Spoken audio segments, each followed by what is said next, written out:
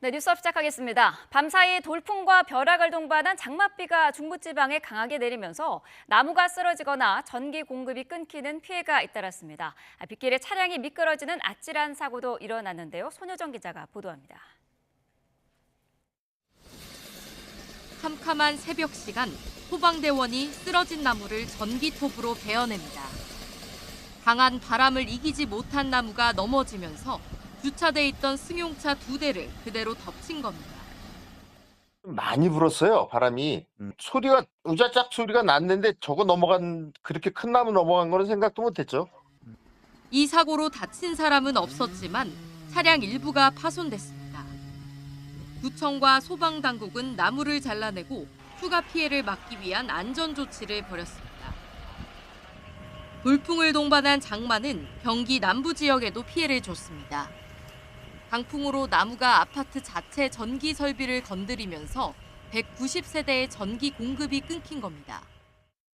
대포 소리 같이 꽝 소리 나더니 전체적으로 불이 나가더라고요. 어르신들이 많이 사셔갖고 내려갈 수가 없어요. 그냥 안에서만 그냥 동동동 거리고 있는 거예요. 엘리베이터도 멈춰서면서 고령의 주민들은 복구 작업이 마무리될 때까지 1시간 넘게 불편을 겪었습니다. 강풍특보가 내려진 인천 남동구 일대에서도 강한 바람으로 정전이 발생했습니다. 많은 비가 한꺼번에 내리면서 교통사고도 났습니다. 터널을 달리던 차량이 빗길에 미끄러지며 도로 한복판에 멈춰섰습니다. 다친 사람은 없었지만 사고를 수습하는 과정에서 자칫 2차 사고로 이어질 뻔했습니다. 이처럼 장맛비가 인천과 경기도 등 중부지방을 강타하면서 밤사이 강풍과 비 피해 신고가 잇따랐습니다. YTN 손효정입니다. 네, 오늘 새벽 0시쯤 경기 군포시 산본동 수리터널 안에서 달리던 포르쉐 차량이 빗길에 미끄러지는 사고가 났습니다. 다친 사람은 없었지만 사고 차량이 10여 분간 2차선을 막고 서 있어 자칫 2차 사고로 이어질 뻔했습니다. 경찰은 차량을 견인 조치했다며 음주운전은 아닌 것으로 파악됐다고 설명했습니다. 네, 장마철인 요즘 기상청 예보나 방송을 통해 날씨 정보 알아보는 분들 많으시죠? 날씨 예보에서 시간당 몇 밀리미터 비가 내린다고 할 때 체감상 어느 정도인지 쉽게 감이 오지가 않는데요. 시간당 강수량 어느 정도부터 위험 신호인지 홍상희 기자가 정리했습니다.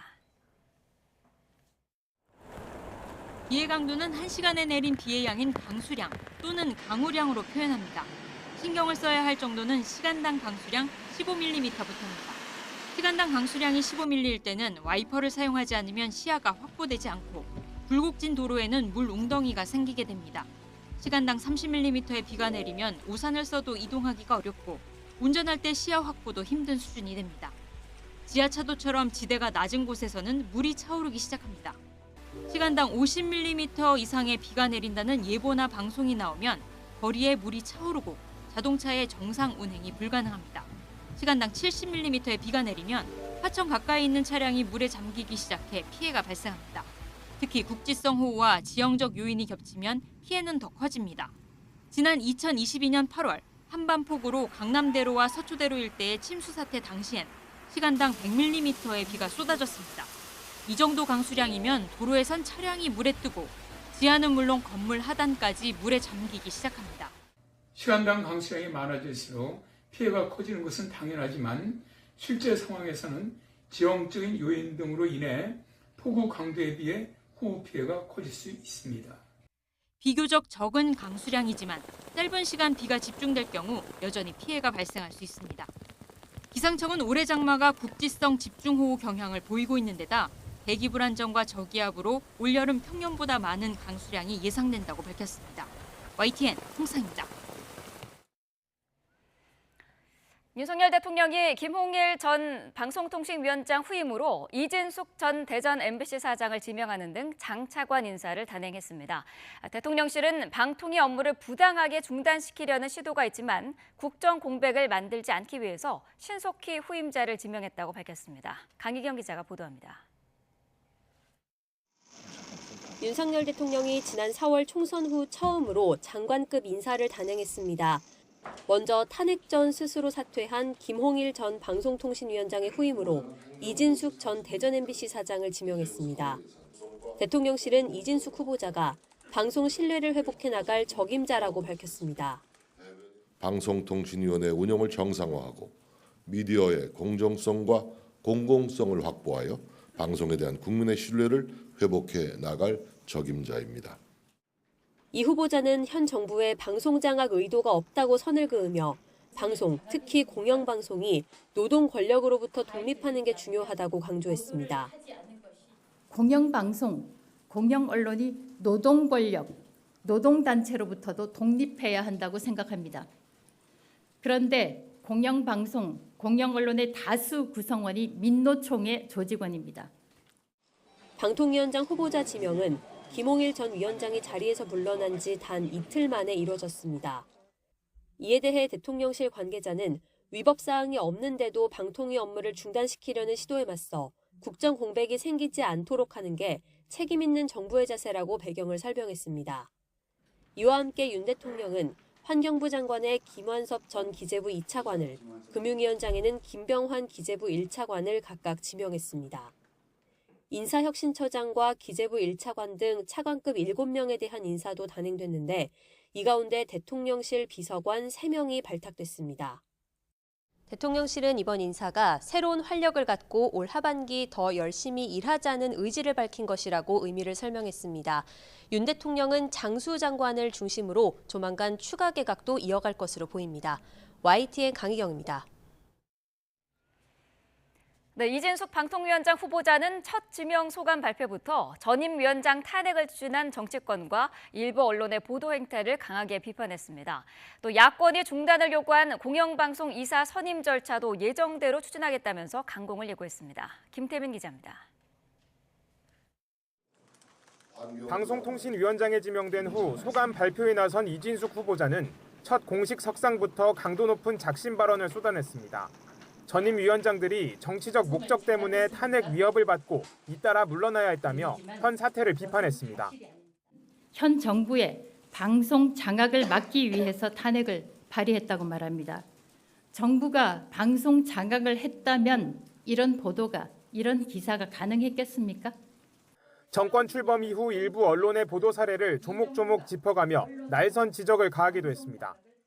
방송이 지금은 공기가 아니라 흉기라고 불리기도 합니다. 특히 공영방송이 그런 비판을 받고 있습니다. 김홍일 전 위원장에 대한 탄핵 추진 빌미가 된 공영방송 이사 선임은 예정대로 마무리 짓겠다고 못 박았습니다. 이사 임기가 끝나면 마땅히 새 이사들을 선임해야 합니다. 임기가 끝난 공영방송 이사들을 그대로 유지해야 하는 이유는 없습니다. 2인 체제를 비판해온 정치권을 향해선 서둘러 야당목 방통위원을 추천해 위원회를 정상화해달라고 촉구했습니다. 야권은 대통령실을 향해 이 후보자에 대한 지명을 당장 철회하라고 반발했습니다. 정부가 이번 지명을 철회하지 않는다면 이진숙은 이번에는 국민으로부터 또다시 탄핵될 수 있음을 명심하시기 바랍니다. 이 후보자는 방통위 업무보고를 시작으로 본격적인 인사청문 준비에 돌입했습니다. 하지만 일부 언론단체와 야권을 중심으로 이 후보자의 과거 MBC 재직 시절 행적에 대한 비판이 쏟아지고 있어 최종 임명까지는 적잖은 진통이 예상됩니다. YTN 김태민입니다. 네, 삼성전자가 오늘 올해 2분기 잠정 실적을 발표합니다. 증권사들이 전망한 2분기 영업이익은 8조 원대로 지난해 2분기보다 1000% 넘게 증가한 수치입니다. 삼성전자의 분기 영업이익이 8조 원대를 달성할 경우 지난 2022년 3분기 이후 2년 만에 가장 높은 실적을 기록하게 됩니다.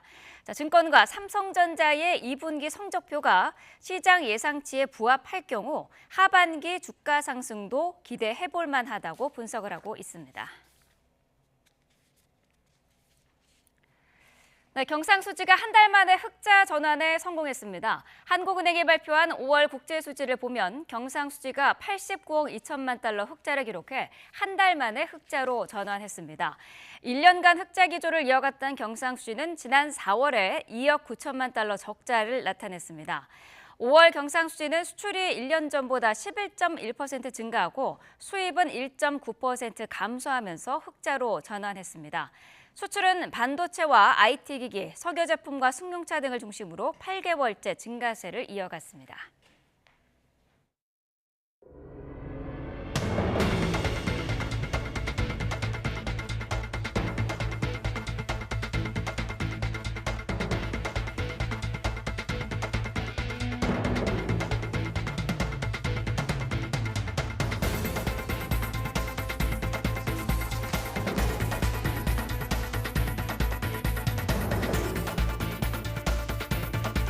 무제한 토론이 24시간 30분째 진행될 무렵 우원식 국회의장은 토론 종결을 위한 표결을 선언했습니다.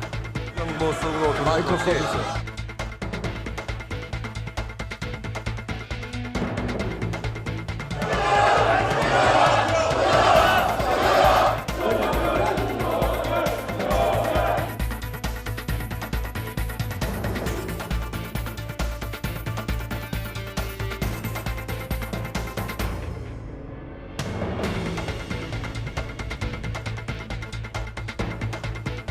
가결되었음을 선포합니다.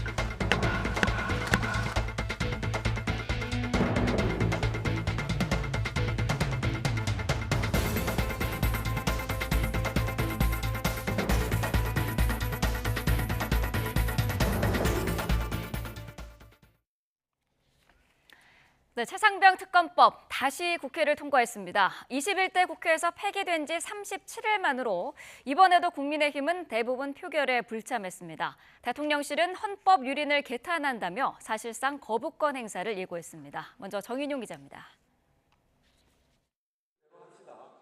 국민의힘 의원들이 국회 본회의장 의장석 앞을 둘러싸고 연신 구호를 외칩니다. 충분히 시간을 드렸어요. 국민의힘이 최상병 특검법 본회의 상정에 반대하며 시작한 무제한 토론을 우원식 국회의장이 국회법에 따라 24시간 만에 강제 종료시키려 하자 거세게 반발하고 나선 겁니다. 하루 전 종결 동의안을 낸 민주당은 토론 종료 요건인 180명 이상 찬성으로 26시간 만에 토론을 중단시켰습니다. 뒤이어 최상병 특검법 의결을 위한 본회의 표결도 진행됐는데 민주당 주도로 통과 요건인 과반을 넘어 본회의 문턱을 넘었습니다. 재석 190인 중 찬성 189인, 반대 1인으로서 가결되었음을 선포합니다. 22대 국회 본회의를 통과한 첫 법안이 된 최상병 특검법은 민주당과 비교섭단체가 각 한 명씩 특별검사 후보를 추천하고 최장 150일간 수사하는 내용을 담고 있습니다. 수사 외압 의혹 등 진행 중인 수사와 재판 모두 따져볼 대상으로 포함돼 있습니다. 국민의힘은 법사위에서 폭주열차를 타고 실려온 특검법을 강행 처리했다며 우 의장을 민주당 꼭두각시라고 맹비난했고 22대 국회 개원식에도 불참하겠다고 선언했습니다. 여야 합의 없는 일방적인 의사 일정으로 국회를 파탄시키는 현실에서 국회 개원식은 아무런 의미도 가치도 없습니다. 민주당은 윤석열 대통령을 상대로 법안 수용을 압박하며 또 거부할 경우 몰락의 길로 갈 거라고 경고했습니다. 들불처럼 번지는 분노의 민심을 무겁게 받아들이십시오. 이번 해병대원 특검법 수용 여부가 윤석열 정부의 국정기조 변화를 가늠하는 기준이 될 것입니다. 윤석열 대통령은 특검법이 정부로 이송되면 15일 이내에 거부권 행사 여부를 결정해야 하는데 최상병 순직 일주기 전후로 예상됩니다. 일단 수사 먼저를 강조해온 만큼 거부권 행사에 무게가 실리는데 정치적 부담이 적지 않은 시점이라 여건의 고심도 깊어질 걸로 보입니다. YTN 정인용입니다. 네, 국민의힘은 무제한 토론 필리버스터를 24시간 넘게 이어갔는데요. 국회의장이 토론을 종결하려 하자 여당은 의장의 진행 방식을 문제 삼으며 단체로 항의했습니다. 김다현 기자가 보도합니다. 무제한 토론이 24시간 30분째 진행될 무렵 우원식 국회의장은 토론 종결을 위한 표결을 선언했습니다. 네, 곽규택 의원, 이제 과정의 논의를 토론을 중지하겠습니다. 행정부 속으로 마이크 서비스. 여당 의원들은 일제히 의장석으로 몰려가 강하게 항의했고 토론 진행 중에 토론을 끊을 수 있는 권한이 없어요. 토론이 끝나야 돼. 토론 종결할 거 아니에요. 시간이 지났기 때문에 의사 정리할 수 있어요. 야당은 당장 표결하자며 오 의장의 힘을 줘줬습니다. 40여 분 대치 끝에 투표가 시작됐고 결국 무제한 토론은 시작 26시간 만에 종결됐습니다. 표결에 앞서 본회의장을 빠져나온 여당 의원들은 성숙한 토론의 시간이 파탄과 파행의 시간으로 바뀌었다며 규탄 대회를 열었습니다. 의회주의 무시하는 편파허용 중단하라! 중단하라! 앞서 토론에서도 내내 여야 신경전이 이어졌습니다. 여당 의원들이 민주당 이재명 전 대표를 고리로 공격에 나설 때마다 본회의장에선 고성이 터져나왔습니다. 곽규택 의원이 이화영 전 부지사의 대북 송금 사건 1심 판결문을 읽자 민주당은 안건과 관련된 것만 이야기할 수 있다며 강하게 반발했고, 일주일도 안건에 대해서 하겠습니다. 7월 12일 날 김성태 회장에 대한 판결이 나와요. 이재명 전 대표의 판결도 주시해 주시기 바랍니다. 주진우 의원이 박정훈 전 해병대 수사단장의 수사를 문제 삼으며 대장동 비리를 거론하자 비유가 잘못됐다는 항의가 쏟아졌습니다. 대장동 비리 같은 경우에 일주일이나 열흘 만에 민주당 인사들 10명씩 입건해서 조사받으러 나오라고 하면 민주당 의원들께서 그 수긍하실 수 있겠습니까? 아니요. 전혀 잘못되지 않았습니다. 아주 적절한 예시입니다. 군 내 사망이든 장비 파손 사건이든 조사 체계는 같은 기준으로 적용해야 한다는 주 의원의 발언도 논란이 됐습니다. 민주당은 순직을 장비 파손에 빗댔다며 인면수심 정권의 민낯을 보여줬다고 강하게 비판했습니다. 최상병 특검법 말고도 민주당이 방송법 등 여러 쟁점 법안 추진을 예고한 만큼 남은 임기 내내 무제한 토론 정국이 반복되는 건 아닌지 우려도 나옵니다. YTN 김다연입니다. 네, 특검 추진과 탄핵을 고리로 여야 대치는 한층 격화하고 있습니다. 오늘로 예정됐던 22대 국회 개원식은 결국 연기됐습니다. 박광렬 기자가 보도합니다. 검사 탄핵안 등 연일 대검찰 압박 수위를 높이는 민주당이 검찰 수사 과정에서 발생한 각종 의문사 관련 특검법을 이달 내에 발의하겠다고 밝혔습니다. 이재명 전 대표 주변인의 잇따른 의문사에 대한 여권 일각의 특검 주장에 검찰의 정적 탄압을 거론하며 역공에 나선 겁니다. 정적 탄압, 살인수사 진상조사 특검이 되어야 할 것입니다. 검찰이 얼마나 무리하고 강압적인 수사를 했으면 이들이 죽음을 선택했을지 분명히 밝혀내야 합니다. 탄핵안을 고리로 한 정부 여당을 향한 공세도 이어졌습니다. 국가인권위원회 위원을 국회가 탄핵할 수 있게 하는 법안 발의에 이어 이진숙 방송통신위원장 후보자 탄핵 가능성을 언급하며 지명 철회를 촉구했습니다. 내정자 신분에서 방송사의 보도에 대해 왈가왈부하는 것은 편성권 침해이자 공정성을 훼손한 위험한 발언으로 이미 방송법을 위반했다. 국민의힘은 강하게 반발했습니다. 민주당이 행정부와 사법부, 나아가 대통령 탄핵까지 서슴지 않고 말한다며 이성을 잃은 국기문란이자 헌정질서 붕괴라고 비판했습니다. 22대 국회는 민주당의 탄핵 중독과 입법 독재로 가득 찼습니다. 행정부를 마비시키고 사법부의 권한을 침해하는 상권분리 파괴이며 명백한 위헌입니다. 특히 검사 탄핵안은 명백한 정치 보복이자 이재명 방탄 목적이라고 지적했습니다. 이재명 전 대표와 민주당 수사에 관여한 검사만 표적으로 삼았다며 검사를 바꾼다고 해서 유죄 여부가 바뀌지 않는다고 목소리를 높였습니다. 자기 당 대표를 수사하고 재판을 지휘하는 검사를 탄핵하겠다고 하고 그것도 모자라 검사들을 국회로 불러서 조사하겠다는 것은 민주법치국가에서 있을 수 없는 일입니다. 여기에 최상병 특검법 본회의 처리를 둘러싼 여야 대치가 겹치면서 여당의 불참 선언으로 22대 국회 개원식이 결국 연기됐습니다. 특검법과 탄핵안을 두고 여야 극한의 대결이 펼쳐지면서 일각에선 22대 국회 내내 타협의 정치가 실종될 거란 우려가 커지고 있습니다. YTN 박광렬입니다. 네, 최상병 손잭 사건을 수사하는 경찰이 오늘 사실상 수사를 마무리하고 다음 주쯤 결과를 내놓을 것으로 보입니다. 경북경찰청은 오늘 변호사 등 외부 전문가 10여 명이 참석한 수사심의위를 열고 피의자들의 혐의 적용과 송치 여부를 논의합니다. 경찰은 임성근 전 해병대 1사단장과 이용민 전 포병 7대대장 등 피의자 8명에 대해 업무상 과실치사 혐의가 있는지 수사해왔습니다. 경찰은 심의위가 끝나는 대로 수사를 종결하고 이르면 다음 주쯤 결과를 발표할 계획입니다. 16명이 숨지거나 다친 시청역 역주행 사고와 관련해 경찰이 병원에 입원한 운전자를 찾아가 조사를 벌였습니다. 운전자는 경찰에 사고 당시 브레이크를 밟았지만 딱딱했다며 거듭 급발진을 주장했습니다. 양동훈 기자입니다.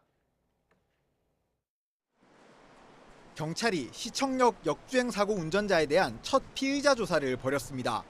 운전자 차 씨가 갈비뼈가 여러 대 부러지는 등 크게 다쳐 병원을 직접 찾아가 조사했습니다. 경찰은 운전자 차 씨가 입원해 있는 이곳 병원을 방문해 2시간가량 조사를 진행했습니다. 교통사고 조사 경력 20년이 넘은 경찰관 4명이 입회해 급발진 정황을 집중적으로 물었습니다. 피해자가 급발진했다는 주장과 여전히 똑같았을까요? 운전 부주의 시인했나요? 차 씨는 경찰 조사에서 브레이크를 밟았지만 딱딱했다고 진술한 것으로 전해졌습니다. 먼저 조사를 받은 부인과 마찬가지로 차량 이상에 따른 급발진으로 사고가 났다는 주장을 이어간 겁니다. 경찰은 앞으로 차 씨에 대한 조사를 2-3차례 더 이어가며 혐의를 특정할 예정입니다. 경찰은 또 사고 현장에 피해자들을 모욕하는 내용의 편지를 남기고 간 작성자를 추적하고 있습니다. 이와 함께 온라인상에 퍼지고 있는 악의적인 게시물에 대해서도 계속 감시하고 반복적으로 유포하면 수사에 착수하겠다고 경고했습니다. YTN 양동훈입니다. 서울시청 인근에서 역주행 사고가 난 지 사흘이 지나고 희생자들의 발인이 진행됐습니다. 아직도 믿기지 않는 황망한 죽음에 유가족은 하염없이 눈물을 쏟았고 직장 동료들은 마지막 출근길을 애도했습니다. 정현우 기자가 보도합니다. 뺑소니 사고 후유증으로 인한 장애를 딛고 공무원이 된 집안의 자랑. 사진 속 환하게 웃는 고인을 바라보며 유가족은 인사를 전합니다. 한 절 더 올리실게요.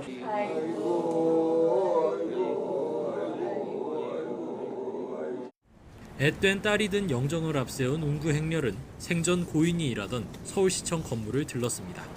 마지막 출근길을 지키는 동료들. 운구 차량이 멀어지자 참았던 울음이 새어나옵니다. 또 다른 시청 직원도 마지막 인사를 왔습니다. 누구보다 일터를 사랑했던 동료와의 이별에 시청은 울음바다가 됐습니다. 저희 형이 너무 좋아하는 곳이었어요, 여기. 너무 감사드립니다. 승진한 날 참변을 당한 은행 직원도 또 다른 희생자들도 장지로 향했습니다. 오래 함께할 수 있었다면 얼마나 좋았을까. 가족들은 아직 헤어질 준비가 되지 않았습니다.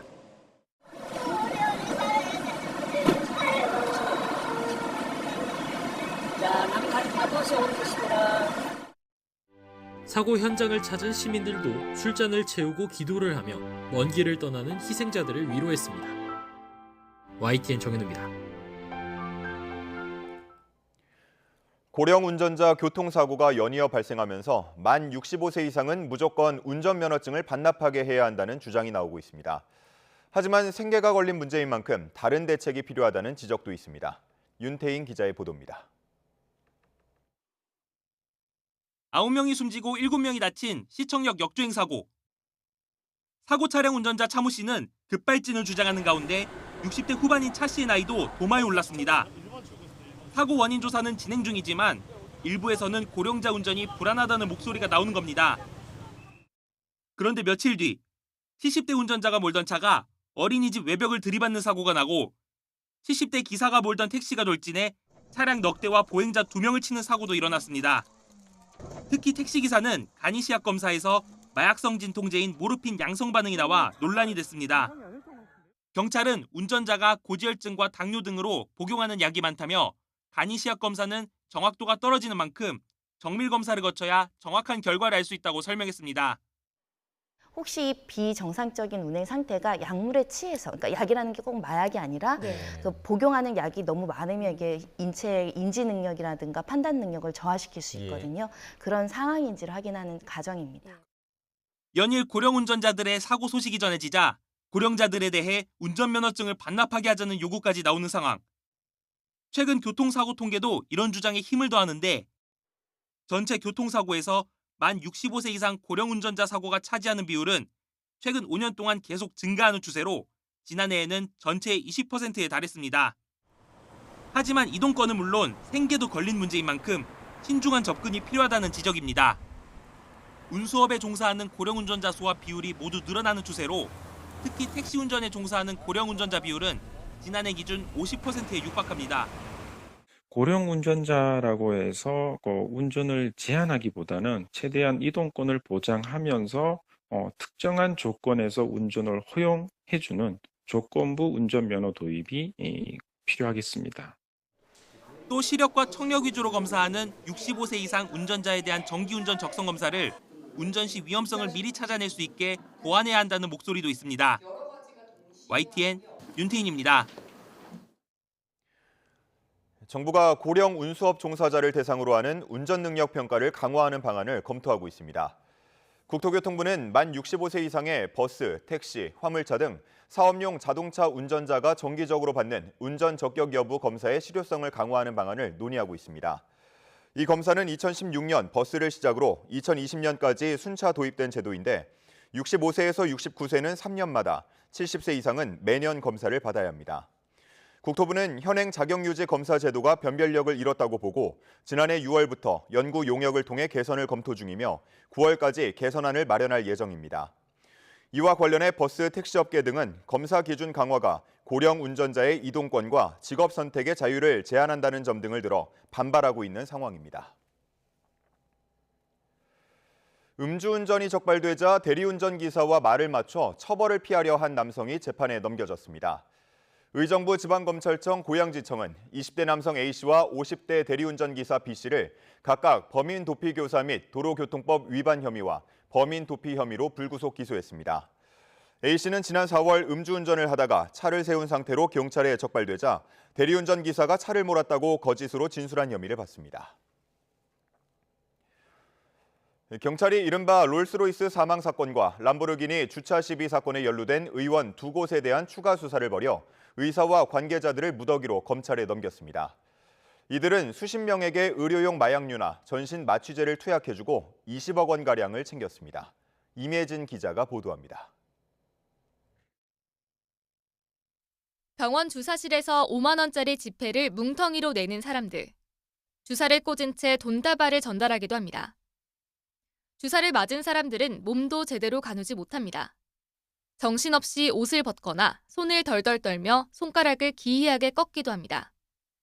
침대에서 굴러떨어지고 구토를 하면서도 또다시 주사를 맞습니다.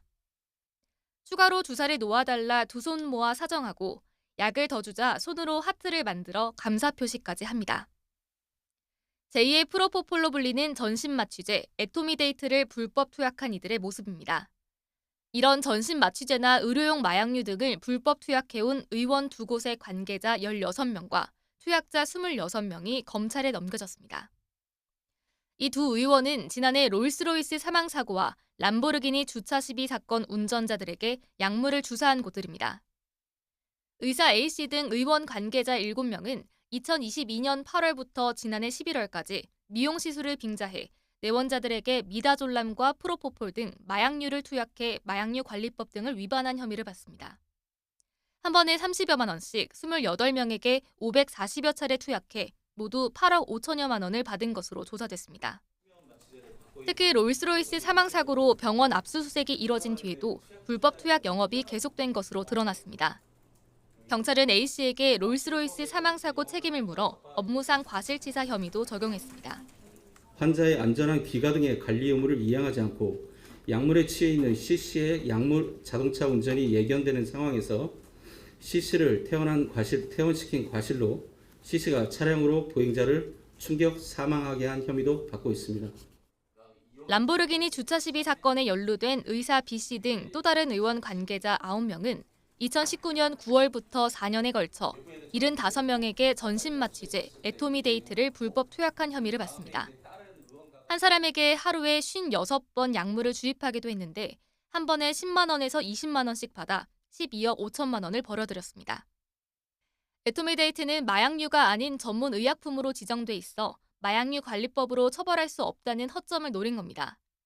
이에 따라 병원 관계자들은 약사법 위반 혐의가 적용됐지만 주사를 맞은 내원자들은 형사처벌 규정이 없어 과태료 처분을 받게 됩니다.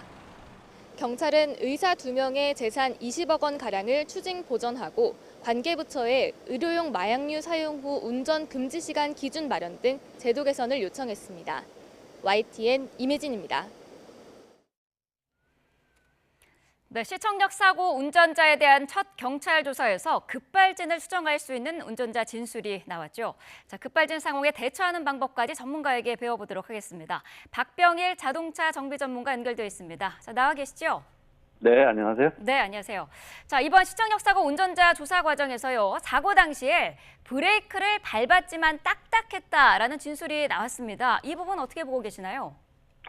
거의 급발진 생겨서 RPM이 올라가게 되면 거의 진공 상태라든가 아니면 브레이크 제어 시스템에 문제가 돼서 딱딱해지는 게 특징이죠. 네.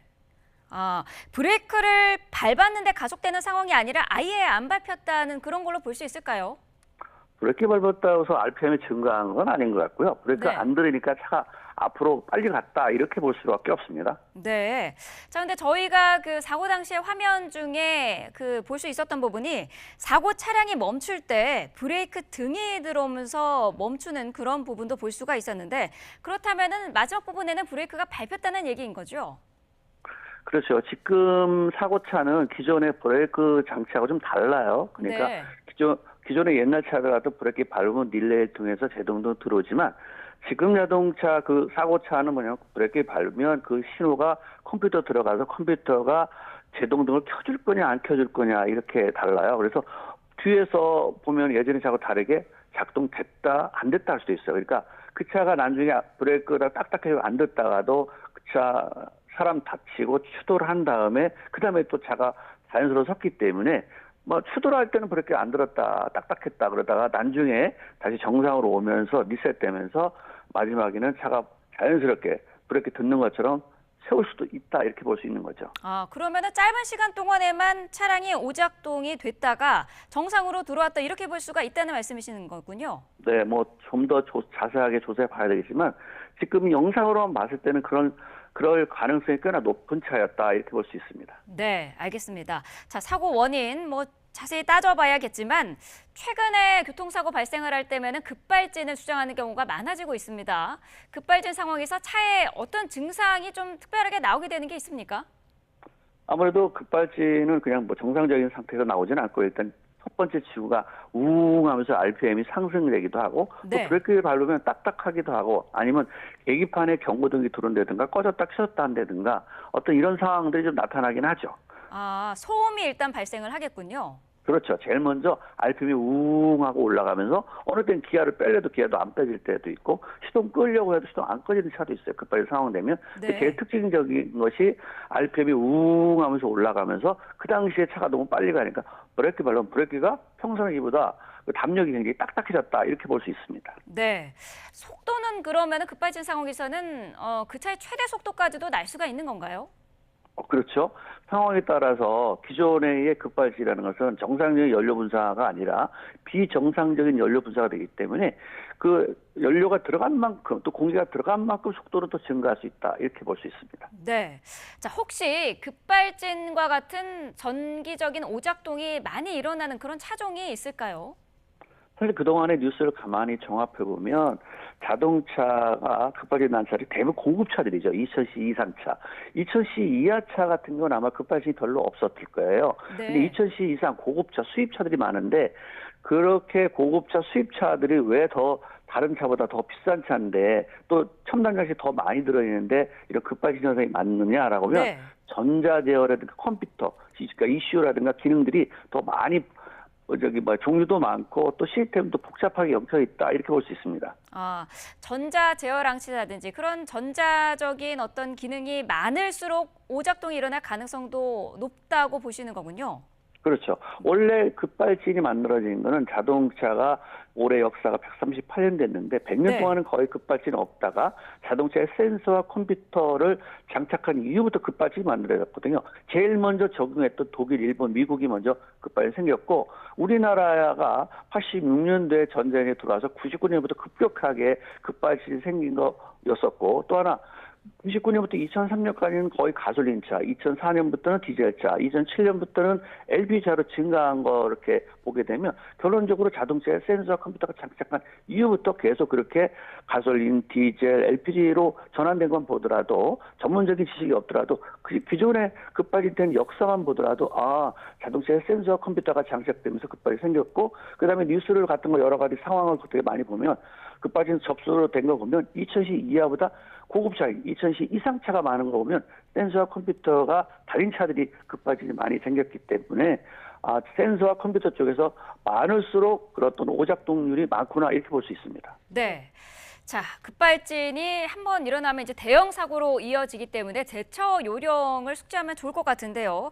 자, 일단 예기치 못한 가속이 발생했을 때 운전자가 가장 먼저 해야 될 건 어떤 게 있을까요?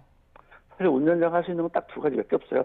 조향장치 핸들을 들어 다른 쪽을 피해서 어떤 충격 흡수 시켜가지고 차를 세우는 방법 하나, 아니면 브레이크를 꽉 밟아서 속도를 줄여서 차를 세우는 방법인데 우리는 가끔 그런 얘기하죠.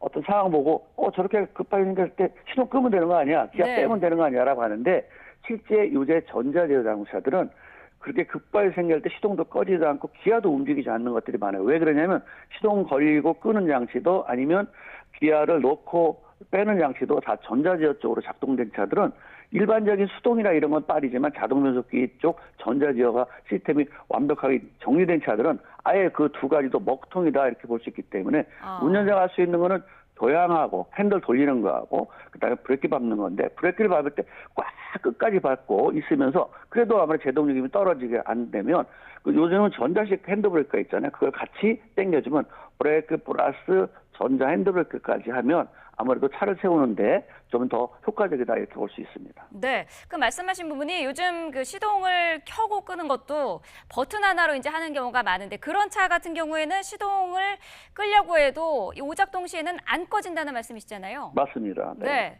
자, 상당히 당황스러운 그런 상황일 것 같은데 일부 전문가들은 이런 상황에서는 오히려 모든 페달에서 발을 좀 다 떼봐라 이런 이야기도 하시기도 하더라고요. 그거는 이제 우리가 브레이크 밟는다 엑셀 페달 밟았지 않느냐라는 그런 오작동 확률이 있기 때문에 발 한번 떼어봐라. 당신이 브레이크 밟고 있는 것처럼 생각하지만 엑셀을 밟을 수 있지 않느냐라는 의미에서 한 것이지 브레이크라든가 엑셀 페달 뺐다고 해서 차가 쓰고 이런 건 아닙니다. 네, 자, 기어를 중립으로 하는 것이 더 안전하다. 중립으로 한 상태에서 어떻게 좀 차를 시동을 꺼보는다든지 속도를 줄이려든지 그런 노력을 해보라는 그런 부분에 대해서는 어떻게 분석하고 계시나요? 그거는 여태까지 시스템들 그런 급발진 당사자 여러 가지 상황 봤을 때 요즘 전자제어 시스템들은 그것이 안 되는 영상은 아마 블랙박스 많이 보셨을 거예요. 얼마 전에 택시를 타고 가는 고객이 차가 RPM이 속도가 증가하면서 빨리 가고 운전자는 막 당황하니까 기아 빼보세요. 시동 꺼보세요. 했는데도 두 개 다 작동이 안 되잖아요. 그렇게 첨단 장치 아닌 2010 이하 차들은 그럴 가능성, 기아를 빼거나 시동 꺼질 수도 있지만 전자제어로 되는 것들은 그것이 안 되는 수도 있기 때문에 기존의 일반적인 상식 가지고 시동을 꺼라, 기아를 빼라 이런 것들은 좀 안 맞는 차도 많고요. 또 급하게 당황스럽고 짧은 순간이기 때문에 시동 끄고 예를 들어서 기아를 빼고 그럴 여유가 없거든요. 한 하다 끝나는 상황인데 그럴 때는 내가 이런 상황을 내가 어떻게 할까? 만약에 어떤 벽이라든가 가로수라든가 전봇대 보면 위험하니까 어떤 차 대 차 내가 충격을 좀 흡수할 있는 펜스라든가 아니면 인도브록의 옆으로 측면에서 타이어가 찔리게 해서 타이어를 펑크내든가 이런 방법이 있는데 만약에 그런 것이 환경하고 안 맞으면 차 대 차를 받는 게 가장 좋다. 흔히 말하는 주차했던 차 받는 게 가장 좋겠다. 왜? 자동차는 충격 흡수 능력이 있기 때문에 나의 충격과 앞에 차의 충격이 서로 반만 나누면 큰 사망사고까지 이어지지 않을 수 있기 때문에 차대차 받는 게 가장 좋다. 정 안 될 때 마지막에 그렇게 조치하는 방법이 좋겠다 이런 생각이 듭니다. 네, 그 말씀하신 부분이요. 그 다른 어떤 안전한 지역물이라든지 그런 것과의 충돌을 해서 속도를 좀 줄이고 멈추는 그런 방법. 사실 이게 상당히 참 그 상황에 처하면은 힘든 일이긴 할 텐데 그 중에서도 좀 안전한 그런 충돌 가능한 그런 구조물이라든지 그런 거는 어떤 것들이 있을까요? 우리가 길가에 요새는 펜스 같은 게 좀 단단하게 설치돼 있어 스테인리스 되기 때문에 그 아무래도 원형이어서 각이 됐기 때문에 사각보다는 원형이기 때문에 충격을 하면 운전자가 받는 충격이 조금 줄일 수 있어서 속도를 늦출 수 있는 그런 것들이 있고요. 네. 또 보도블록 같은 데 뭐 옆으로 만약에 그쪽 위치가 있다면 타이어를 그쪽으로 붙이는 거예요. 그러니까 고도로를 넘는 게 아니라 그럼 타이어를 옆에 측면이 굉장히 약하기 때문에 계속 쓸리게 되면 타이어가 펑크날 확률이 높거든요. 네. 근데 이건 환경이 도와줘야 되는 거고 만약에 그런 환경이 안 도와준다라고 하면 주차했던 차라든가 정 안 되면 앞차한테는 좀 미안하지만 이게 방송적으로 말지 안 말지 모르겠지만 앞차를 좀 들이받아서 같은 등급의 차를 받아서 충격을 좀 서로 나눠 가지면 더 큰 사고를 방지할 수 있다 이렇게 볼 수 있는 거죠. 네. 차 안에 운전자 외에요. 뭐 다른 동승자가 있는 경우 동승자가 좀 도울 수 있는 그런 부분들도 있을까요? 사실은 그 운전자가 혹시나 그렇게 맘대로 엑셀파일을 밟았거나 아니면 뭔가 너무 당황스러우면 옆에서 안정을 취해야겠고 뭔가 잘못된 걸 지적해주면서 그리고 옆에서 도와주는 게 좋을 것 같고요. 네. 또 소리만 지르려고 되는 건 아니잖아요. 얼른 냉정하게 판단해서 이제 해야 되고 당연히 안전벨트 같은 거 확실하게 매고 해야지 어떤 사상을 좀 방지할 수 있으니까 그런 부분 주의하고 또 너무 당황스러운 운전자는 판단 능력을 좀 떨어질 수밖에 없거든요. 그러면 네. 옆에 있는 사람이 그 판단 능력이 아무래도 좀 냉정할 수 있기 때문에 운전 안 하는 사람이 좀 옆에서 조언해 주는 것도 괜찮다 이 생각이 듭니다. 네. 실제로 차량 결함보다 페달에 이제 뭐 발판이나 그런 게 끼어서 자기도 모르게 그런 경우도 있다. 이런 부분도 있더라고요. 실제적으로 이런 상황이 많습니까? 네. 요즘은 대부분 차 타고 다니면 생수 많이 갖고 다니잖아요. 네. 생수병. 그리고 아니면 음료수도 작은 걸 갖고 다니는데 요 사이즈가 그 뭉치면서 다 버리면 그걸 그때그때 폐기하면 되는데 차에 그냥 갖고 다니는 분이 있어요. 아니면 또 뒤에 놨다가 앞에 놨다가 떨어져 가지고 차에 앞에 매트 쪽에 굴러다니다가 어느 순간에 브레이크 페달이라든가 엑셀 페달 쪽에 낄 수도 있기 때문에 네. 음료수병이라든가 아니면 생수 같은 거, 병 작은 것들은 차에서 빨리빨리 쓰게 되면 비워두는 게 좋겠다. 특히 운전석이나 조수석 쪽에는 그런 것들을 좀 비치하지 않는 게 좋겠다 이 생각이 듭니다. 네. 자, 지금 운전자가 당황한 상황에서 속도는 줄지 않고 그런 상황에서 사실 주변의 다른 운전자나 보행자분들에게 알리는 것도 도움이 좀 될 것 같은데 크락션을 계속 좀 크게 울린다든지 비상등을 계속해서 켠다든지 이런 부분도 도움이 될까요?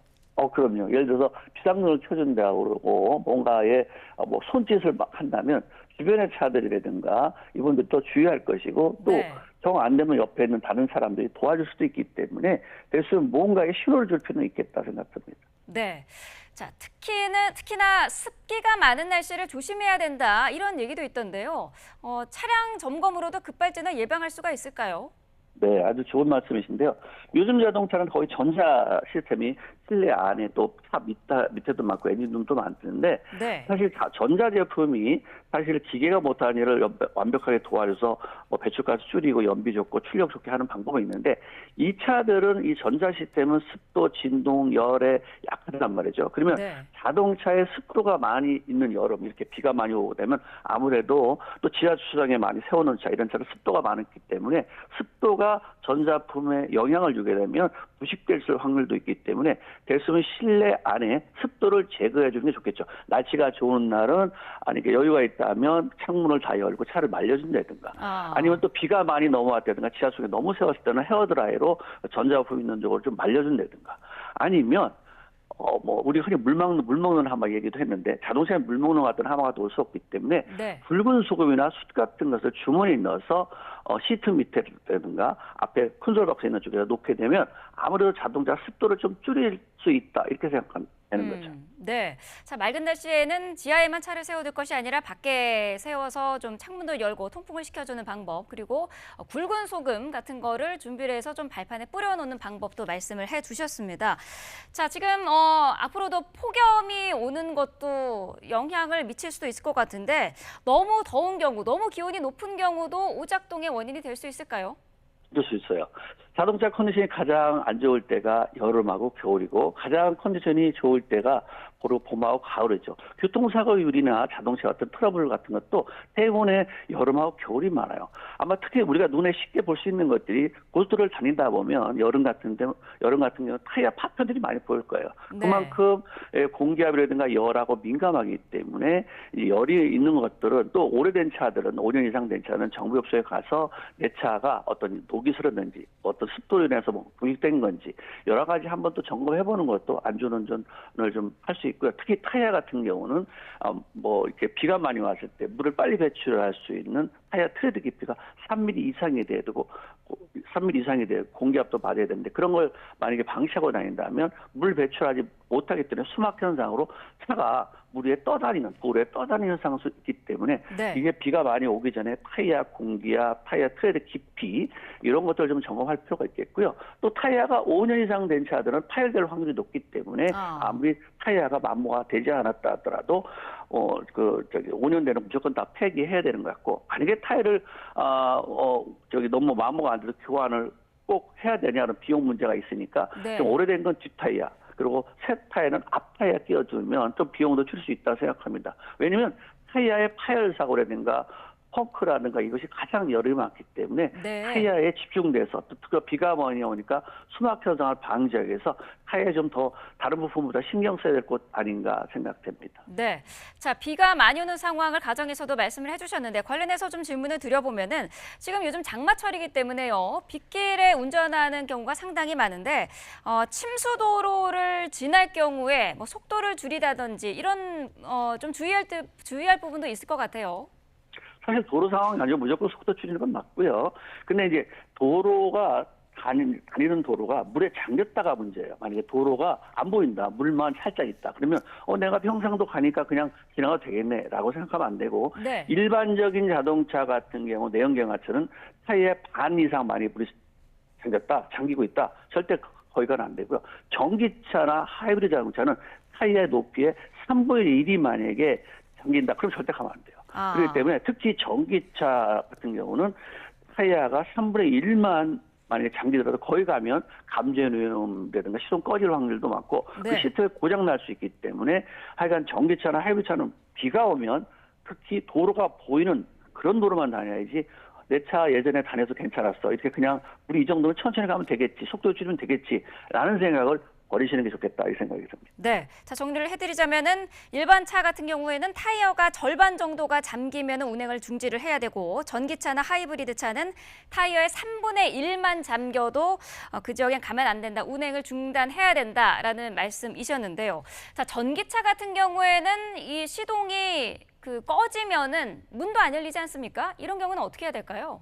사실 문은 열려요. 운전사라든가 비상문은 열리는데 네. 갑자기 평상시 하던 대로 당황스럽죠. 전기로 연다는 건 잘 안 될 수가 있죠. 예를 들어서 테슬라 같은 경우가 있었는데 스위치를 누르려면 모니터 들어가서 이렇게 눌러야 돼요. 근데 모니터가 만약에 작동 안 되면 못 열고 이렇게 문제가 상황할 수가 있잖아요.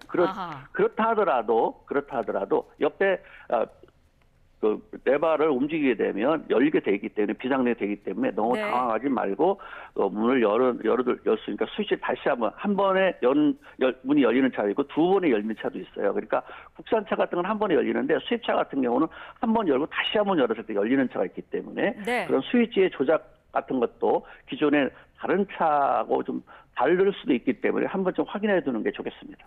네. 당장에 문이 열리지 않더라도 당황하지 않고 두 번, 세 번 하면은 열리는 차가 많다라고 말씀해 주셨습니다. 자, 오늘 말씀은 여기까지 듣도록 하겠습니다. 박병일 자동차 정비 전문가였습니다. 오늘 말씀 감사합니다. 네, 감사합니다.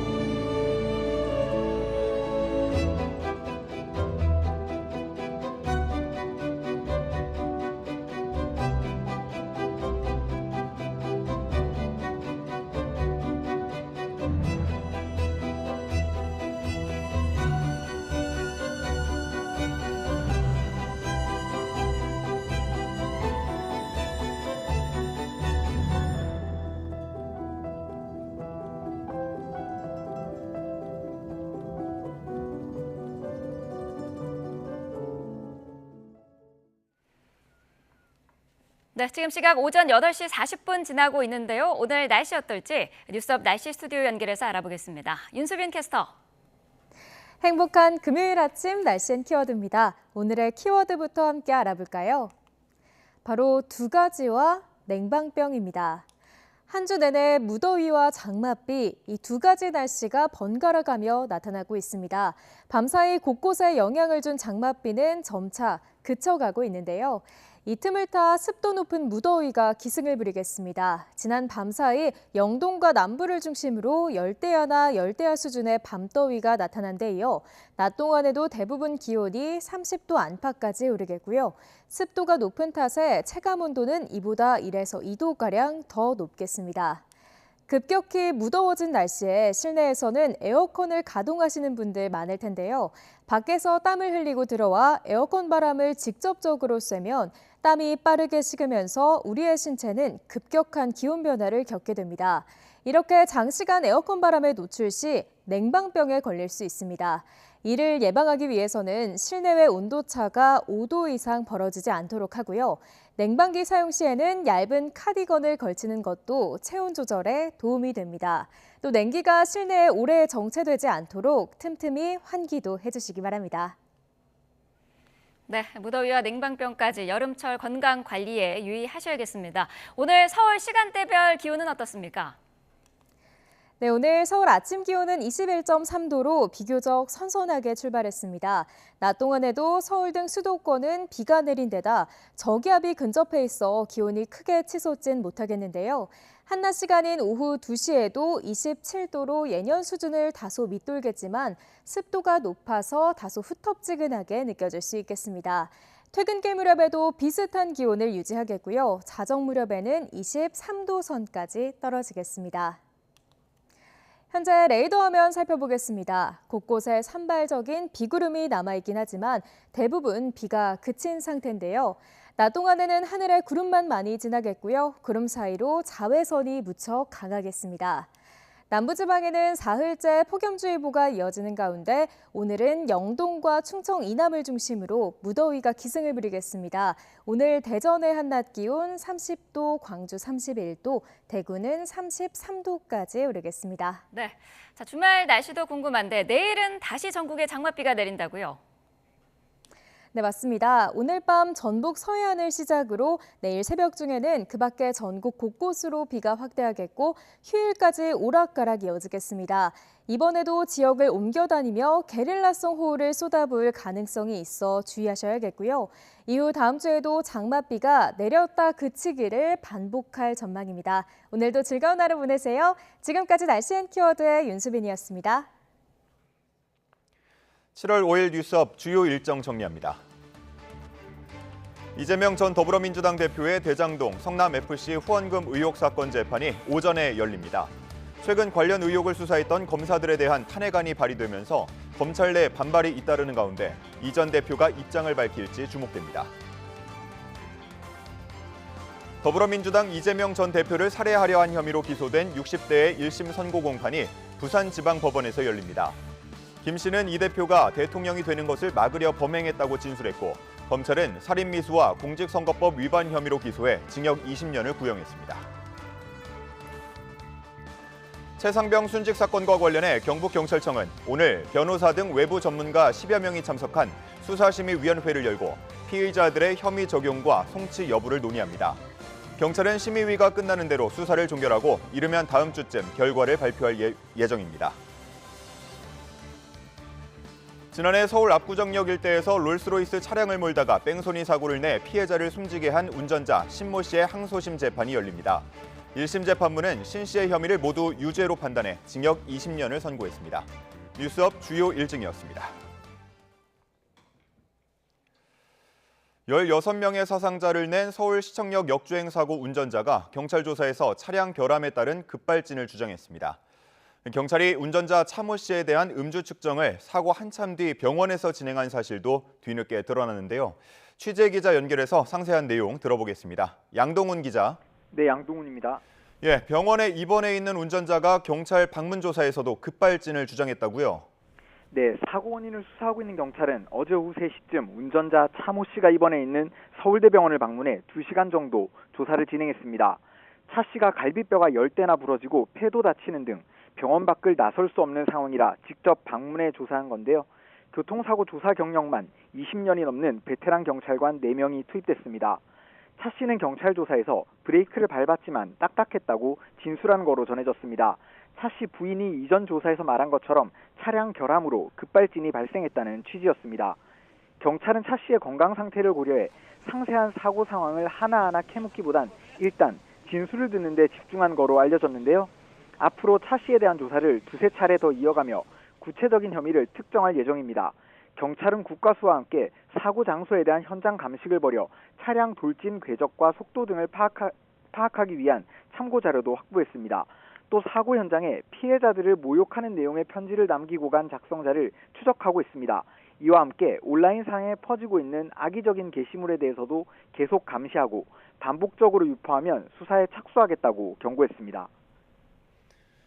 네, 경찰이 음주 측정을 사고 1시간 반 이후에 해야 한 사실도 뒤늦게 드러났다고요? 네, 사고 당시 경찰은 현장에서 음주 측정을 한 결과 알코올이 감지되지 않았다고 밝혔었는데요. 실제로는 현장이 아니라 차 씨가 이송된 병원에서 측정한 사실이 뒤늦게 드러났습니다. 사고 시점 기준으로는 90여 분이나 지난 뒤였습니다. 경찰은 차 씨가 갈비뼈가 여러 대 부러져 고통을 호소하고 있는 상황에서 측정을 곧장 하기가 어려웠다고 해명했는데요. 이후 체혈 검사에서도 알코올은 나오지 않았다고 설명했습니다. 다만 차 씨가 사고 이후 지인에게 전화해 급발진을 호소하는 내용의 통화를 한 것이 알려져 정말 측정 자체가 불가능한 상황이었는가에 대한 논란이 일고 있습니다. 경찰은 그제 브리핑 도중 현장에서 스키드 마크가 발견됐다고 말했다가 뒤늦게 정정하는 촌극을 벌이기도 했는데요.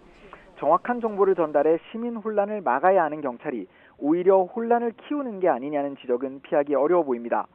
지금까지 사회부에서 전해드렸습니다. 서울시청역 교통사고로 9명을 숨지게 한 60대 운전자가 경찰 수사를 받고 있는 가운데 처벌 수위에도 관심이 쏠리고 있습니다. 금고 5년을 넘지 못할 가능성도 제기되는데 일각에서는 대안 입법이 필요하다는 지적도 나옵니다. 김다현 기자가 보도합니다. 서울시청역 인근 역주행 사고로 큰 인명피해를 낸 60대 차모 씨에게 적용된 혐의는 교통사고처리법 위반입니다. 이 법은 운전자가 교통사고를 내 사람을 숨지게 한 경우 5년 이하의 금고 또는 2천만 원 이하의 벌금에 처하도록 규정하고 있습니다. 16명을 죽거나 다치게 했지만 한 번의 운전으로 사고가 난 만큼 하나의 죄로 평가될 가능성이 큽니다. 기본적으로는 하나의 행위로 다수 사상자가 발생됐다고 봐야 되거든요. 그러면 상상적 경합이에요. 이럴 경우 최대 금고 5년형 정도가 선고될 수 있다는 게 법조계 관측인데 실무에서 활용되는 양형 기준표를 보면 더 낮은 형을 선고받을 수도 있습니다. 대법원 양형위원회는 교통사망사고 가해자에게 기본적으로 금고 8개월에서 2년을 선고하도록 권고하고 있기 때문입니다. 일각에서는 사회적으로 큰 충격을 준 대형 교통사고가 하나의 죄로 평가될 경우 형이 너무 가벼울 수 있다며 대안 입법이 필요하다는 주장도 나옵니다. 미국처럼 각 죄에 독자적인 형을 확정한 뒤 합산에 부과하는 병과주의를 채택한다면 운전 중 과실로 9명이 숨졌을 때 45년 이내에서 형이 정해질 수 있다는 겁니다. 반면 이 같은 시도가 우리나라 사법체계에 맞지 않고 병과주의를 채택한다고 사고가 방지되는 건 아니라며 신중한 접근이 필요하다는 지적도 있습니다. 이런 것들은 좀 많은 공청회랑 정치권에서 논의를 통해서 극복이 돼야 될 부분이지. 이것이 이제 뭐 예를 들어서 도연입법 이런 것처럼 뭐 하나의 계기가 될 수 있겠죠. 또 CCTV나 사고 기록 장치 분석 결과에 따라 적용될 혐의도 법원의 판단도 달라질 수 있는 만큼 수사 결과를 지켜볼 필요가 있다는 목소리도 나옵니다. YTN 김다현입니다.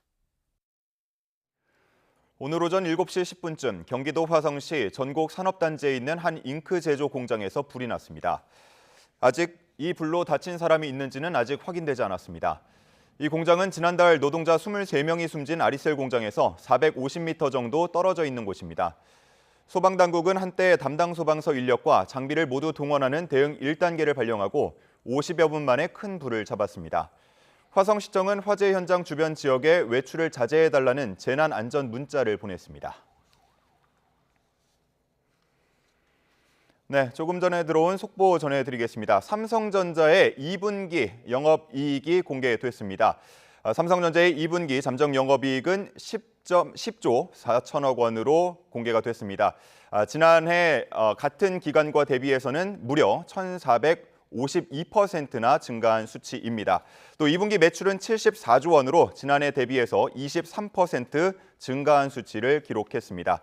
다시 한번 전해드리겠습니다. 삼성전자가 조금 전 2분기 영업이익과 매출을 공개했습니다. 영업이익은 10.4조 원, 지난해와 대비해서는 1,452% 증가한 수치고요. 또 매출은 74조 원으로 지난해 대비해서 23% 증가한 수치입니다. 자, 이 내용 잠시 후 전문가와 함께 짚어보도록 하겠습니다. 네, 다음 소식입니다. 삼성전자 방금 전해드린 것처럼 올해 2분기 깜짝 실적을 발표했습니다. 예상대로 반도체 부문에 큰 폭의 영업이익을 낸 것으로 추정이 되는데요. 삼성전자 주가와 함께 우리 증시에 어떤 영향 미칠지 바로 전문가와 함께 분석해 보도록 하겠습니다. 우리은행 박형준 이코노미스트 연결돼 있습니다. 나와 계십니까? 네, 반갑습니다. 예. 자, 시장에서는 8조 원대를 예상을 했던 것 같은데 무려 10조를 넘었습니다. 어떤 부분이 전체 실적을 이끈 것으로 봐야 되겠습니까? 네, 방금 말씀 주신 것처럼 금융시장에서도 2, 4분기 삼성전자 실적이 좀 긍정적일 거라고 예상을 하고 있었던 상황이고 한 8조 원 정도를 예상을 했었는데 실제 10조 원이 넘게 실적이 발표가 됐습니다. 상당히 서프라이즈라고 생각이 되고요.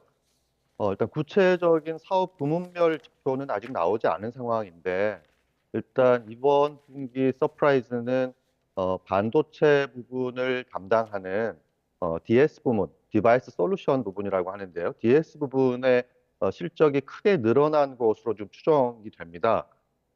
그동안의 DS 부분은 그 반도체 업황 부진의 영향으로 지난해에만 한 15조 원에 달하는 영업 적자를 기록을 했었는데 1, 4분기에 5분기 만에 흑자 전환에 성공을 했고 이번 분기에도 흑자 기조와 함께 영업이익 증가세가 이어진 것으로 볼 수 있겠습니다. 예, 말씀을 해주신 것처럼 잠정 실적 발표이기 때문에 부문별 실적은 나오지 않은 상황인데 그래도 어느 정도 예상을 해볼 수 있는 게 어제였죠. 공개한 성과급 부분을 보면 DS 쪽의 성과급이 최근에 비해서 좀 올라간 모습이었습니다. 네, 맞습니다. 그 삼성전자는 매해 2번, 그러니까 상반기에 한 번, 하반기에 한 번 이렇게 실적을 토대로 성과급을 월 기본급의 최대 100%까지 지급하는데요. 지난해에는 그 반도체 경기 부진으로 성과급이 아예 없었거나 10%를 조금 넘는 성과급을 지급을 했었는데 일단 발표된 자료에 따르면 올해는 최소 37.5%에서 75%까지 지금 책정된 것으로 알려져 있습니다. 이게 이제 반도체 부분의 실적 개선의 영향인 것으로 보이고요. 이 사업 부분 내에도 이제 부서가 있는데 이제 메모리 사업부가 이 성과급이 75%, 반도체 연구소가 75% 책정된 것으로 알려졌기 때문에 이런 것들을 고려해 보면 삼성전자 내에서도 반도체 부분이 실적이 조금 더 가시화되면서 조금 이어지고 있다 이렇게 평가를 하고 있는 것 같습니다. 예. 자, 이렇게 깜짝 실적을 발표했기 때문에 앞으로 3분기, 4분기 실적 계속해서 기대가 될 텐데 이번 발표를 기점으로 10만 원대 주가 도달할 수 있을까요? 어떻게 보십니까? 일단 가능성은 열어둬야겠습니다. 하지만 앞으로 삼성전자가 극복해야 할 요인이 아직 많이 남아 있습니다. 예를 들어 경쟁사인 하이닉스 같은 경우에는 HBM, 고대역폭 메모리라고 하죠. 이미 선점을 했고 올해와 내년 영업이익이 증가율로 따지면 각각 한 95%, 150% 가까이 증가할 걸로 지금 예상이 되는 상황인데 이 삼성전자 실적이 비록 개선되는 흐름을 보이고는 있지만 연간으로 따지면 올해와 내년 영업이익이 한 12%, 15% 이 정도에 그칩니다. 이런 부분을 고려하면 일단 경쟁사와 비교했을 때 약간 여유에 있다라고 평가를 할 수 있을 것 같고요. 지금 금융시장에서 가장 기대하고 있는 것 중에 하나는 삼성전자가 HBM 테스트에 통과해서 납품을 할 것이다라는 기대가 많이 있는 상황입니다. 근데 실제 삼성전자가 생산하는 HBM 메모리를 엔비디아라든지 이쪽에 납품을 한다 하더라도 수율을 높여야 하는 조금 이제 과제가 있고요. 이에 대해서는 아직 불확실한 상황입니다. 따라서 이 삼성전자가 실적 개선이 지금 진행되고 있기 때문에 기대감은 충분히 있는 상황이긴 하지만 삼성전자가 앞으로 삼성전자의 주가가 앞으로 계속 상승하기 위해서는 이 HM의 경쟁력 확보가 필요한 상황이고 이를 바탕으로 이익 전망이 적극적으로 상향돼야 될 것으로 판단하고 있습니다. 예. 삼성전자 주주 입장에서는 가장 기다리는 소식이 엔비디아의 HBM 품질 테스트 통과 소식이 아닐까 싶은데 어제 일단 이런 보도가 나왔었고 삼성전자는 즉각 아니라고 반박하는 기사를 내기도 했습니다. 앞으로 HBM 테스트 시간 문제다라고 보는 전망들도 있는 것 같은데 어떻게 보십니까? 시간이 지나면 들어갈 걸로 생각을 하고 있습니다. 근데 앞서도 말씀드린 것처럼 HBM 테스트에 통과한 이후에 이 삼성전자가 생산하는 HBM 메모리, 고대폭 메모리의 불량률을 얼마나 낮추고 수율을 높이는 게 이제 실적이라든지 주가의 핵심 관건이 될 텐데 아직 이에 대해서는 불확실한 부분이기 때문에 이에 대해서는 좀 시간을 두고 차분하게 조금 상황을 봐야 될 것 같습니다. 예. 자, 이제 우리 장이 열리기까지 약 3분여 남았습니다. 어제 코스피를 보면 삼성전자 실적에 대한 기대감도 반영이 함께 되면서 2820선 탈환했죠. 연고점을 경신하는 흐름이었는데 자, 오늘 흐름은 어떻게 볼 수 있을까요? 일단 긍정적인 흐름이 유지되리라고 생각을 합니다. 일단 어제 코스피가 한 2년 반 만에 최고치를 기록을 했고 일단 삼성전자 실적에 대한 기대감이 높았는데 오늘 이제 실적 발표를 통해서 어닝 서프라이즈를 기록을 했기 때문에 이 기대감이 유지가 될 걸로 예상이 되고요. 금리도 조금 하락하는 추세에 있고 정부의 기업 밸류업 지원 프로그램도 나온 상황이기 때문에 이러한 기대감을 고려하면 긍정적인 증시 흐름은 당분간 이어질 공산이 높다라고 보고 있습니다. 예. 미국발 훈풍도 빼놓을 수가 없겠는데 미국의 금리 인하가 임박했다는 전망도 투자 심리에 긍정적인 영향을 미치는 듯한 분위기입니다. 최근 뉴스를 보면 금리 인하론에 힘이 실렸다 혹은 아니다 연준 인사들의 반응이 다르다 이렇게 분위기가 엇갈리는데 어떻게 전망하십니까? 네, 어제 미국에서 6월 FOMC 의사록이 공개가 됐습니다. 공개록 내용을 보게 되면 인플레이션이 높은 수준에 머물고 있지만 최근 몇 개월간 2% 목표를 향한 약간의 진전이 있었다, 인플레이션의 진전이 있었다라는 내용이 포함되어 있기 때문에 금융시장에서는 이를 기준금리 인하 기대로 연결시켰고 시장금리가 이제 하락한 것으로 보입니다. 하지만 동시에 연준이 의사록에서 강조한 것은 확신을 주는 추가 정보가 나올 때까지는 금리 인하가 적절하지 않다라는 문구도 동시에 했기 때문에 지금 시장에서는 연준의 기준금리 인하에 대한 기대를 조금 앞서 나가서 반영하고 있지 않나라고 생각을 합니다. 다만 올해 미 연준이 연내에 기준금리를 인하를 하겠다라고 예고를 한 상황이기 때문에 기준금리 인하 시기를 둘러싸고 연준에서는 많은 고민을 할 것 같고요. 지금 유력한 금리 인하 시점으로 지금 추정되는 시기가 9월하고 12월입니다. 7월하고 11월에도 FOMC가 있게 되는데 7월에는 바로 다음 달 기준금리 인하하는 거는 상당히 어려워 보이고요. 11월 미 대선이 있기 때문에 이때도 기준금리 인하는 좀 어려워 보입니다. 그래서 9월 내지는 12월일 것 같은데 일단 금융시장에서는 9월 기준금리 인하 가능성을 높게 보고 있기 때문에 이러한 부분이 조금 훼손이 되지 않는다면 시장에는 조금 긍정적일 것 같고요. 앞으로 이제 핵심 포인트는 미 연준이 9월에 기준금리를 인하할 거냐 내지는 12월에 기준금리 인하할 거냐 여기에 따라서 조금 이제 흐름이 조금 뒤바뀔 수 있는 이런 가능성은 조금 열어놔야 될 것 같습니다. 예. 미 연준의 기준금리 인하에 대한 기대감이 커지면서 환율도 영향을 받는 모습인데 환율이 최근에 하락하는 모습을 보이고 있습니다. 주요국 환율 전망 어떻게 보십니까? 네, 말씀하신 것처럼 이제 여름 휴가 시즌이 왔는데요. 아마 해외여행을 준비하신다면 아마 환율 측면에서는 일본이 제일 매력적이지 않을까 싶어요. 엔화 약세가 이어지고 있기 때문인데요. 달러화 대비 엔화 환율이 160엔을 넘어서면서 1986년 이래 무려 38년 만에 가장 높은 수준까지 상승을 했습니다.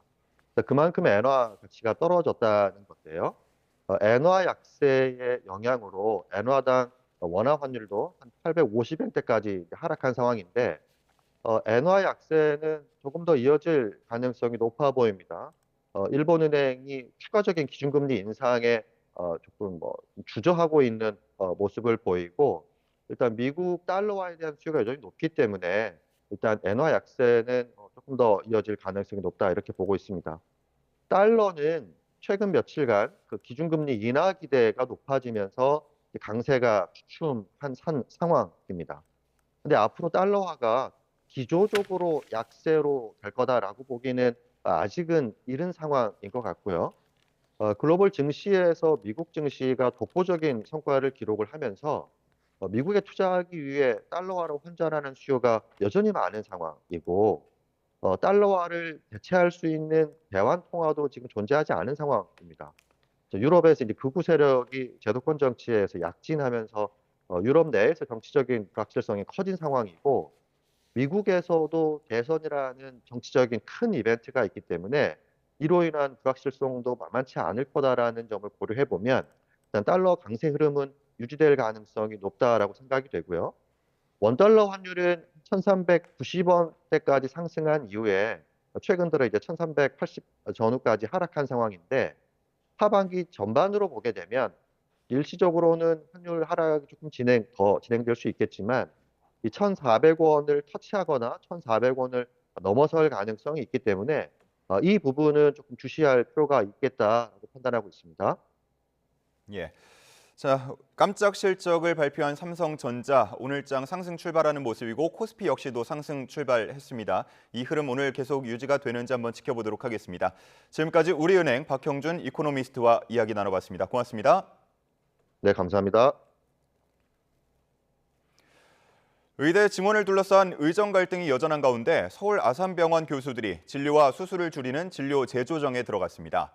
정부는 애초 예고됐던 전면 휴진이 아니라 다행이라면서도 극단적 집단행동 대신 대화에 나서달라고 의료계에 요청했습니다. 김주영 기자가 보도합니다. 이른바 빅5 병원 가운데 하나인 서울 아산병원 교수들이 진료 재조정에 나섰습니다. 이에 따라 지난해 같은 기간 대비 수술은 절반, 진료는 30% 정도 줄어들 것으로 보입니다. 첫날 큰 차질은 없었지만 환자들은 불안감을 감추지 못했습니다. 아유, 걱정되죠. 아유, 서울대에서 내가 아주 진료했는데 또 아산병원까지 여기 옮겼더니 또 아산병원까지 그런다 해갖고. 서울 아산병원 측은 중증, 응급 환자 진료엔 변함이 없다며 일반 진료에 미칠 여파도 크지 않을 것으로 보고 있습니다. 하지만 정부와 의료계 사이에 놓인 갈등의 불씨는 여전합니다.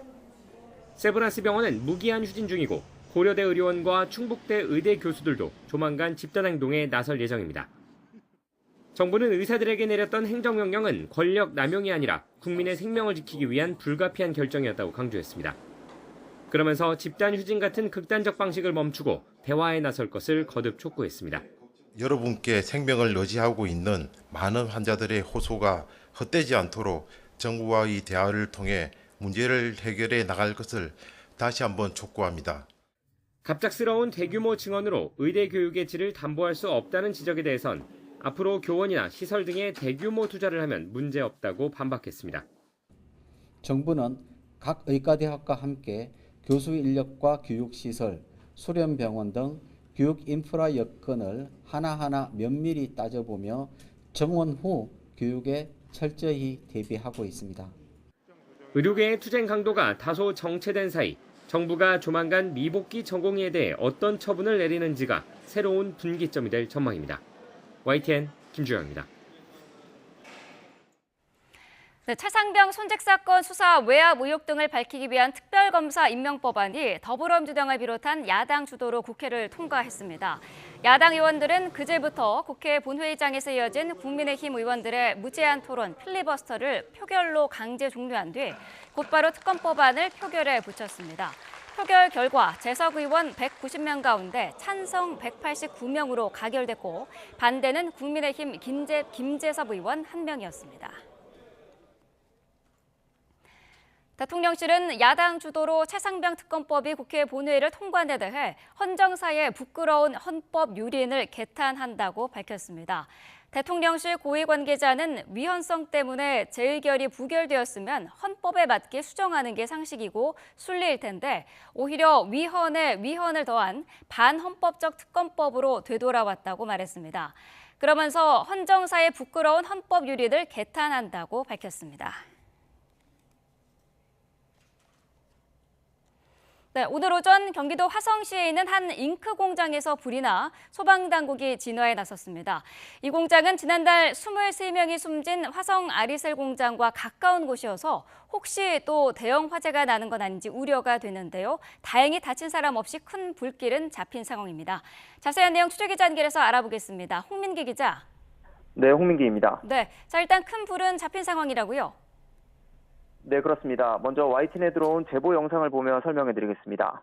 시커먼 연기가 하늘을 뒤덮을 정도로 솟아오르고 있는데요. 또 연기 아래에는 강한 불길이 타오르는 모습도 보입니다. 경기도 화성시 전곡산업단지에 있는 한 잉크 제조 공장에서 불이 난 건 오늘 오전 7시 10분쯤입니다. 이 불로 다친 사람이 있는지는 아직 확인되지 않았는데요. 이 공장은 지난달 노동자 23명이 숨진 아리셀 공장에서 450m 정도 떨어져 있는 곳입니다. 그러다 보니 또 대형 화재로 번지는 건 아닌지 걱정됐는데요. 주변을 지나던 시민도 그런 우려를 나타냈습니다. 직접 들어보시겠습니다.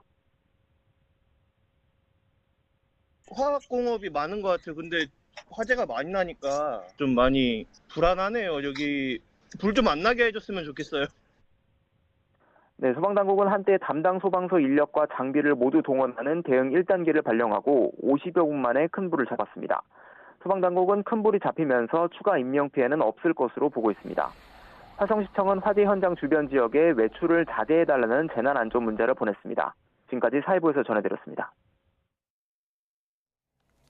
네, 더불어민주당 이재명 전 대표를 살해하려는 혐의로 기소된 60대의 1심 공판, 선고 공판이 오늘 오전 10시 부산지방법원에서 열립니다. 60대 김모 씨는 지난 1월 부산 가덕도에서 민주당 이재명 당시 대표를 흉기로 공격했다가 현장에서 체포됐습니다. 네, 자 지금 이원석 검찰총장이 출근길에 나섰는데요. 현장 연결해서 어떤 발언을 할지 들어보도록 하겠습니다. 한다면 우리에게 법치주의와 민주주의는 없는 것입니다. 민주당의 탄핵은 헌법을 위반하고 법률을 위반하고 검사에게 또 법원에 보복을 가하려고 하는 것이고 압박을 넣는 것입니다. 뿐만 아니라 사법을 방해하는 것이고 그리고 절차를 방해하고 지연해서 오직 한 사람을 지키려고 하는 방탄 탄핵입니다.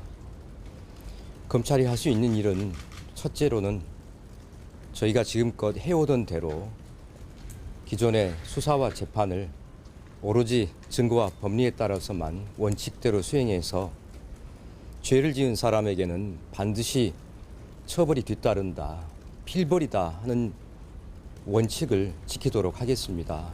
두 번째로는 대외적으로는 헌법재판소에 만약 탄핵이 소추가 돼서 탄핵 심판이 이루어진다고 하면 탄핵 심판을 통해서 검사들에게 탄핵 사유가 없다는 것을 밝히고 그것을 넘어서서 이 탄핵이 위헌적이고 위법하고 보복이고 방탄이고 사법을 방해하는 것이다라는 것을 헌법재판을 통해서 명확히 밝히도록 하겠습니다. 그거랑 별개로 탄핵소추권을 좀 남용했다는 취지로 좀 직권 남용 등 좀 법적 대응에 대해서 검토하시는 바가 없으실까요? 민주당의 탄핵소추는 헌법과 법률을 위반해서 입법권을 남용해서 타인에게 의무 없는 일을 하게 하고 권리를 방해하는 것이기 때문에 법률가로서 직권남용에 해당된다고 봅니다. 또한 허위사실 적시한 명예훼손에도 해당이 되고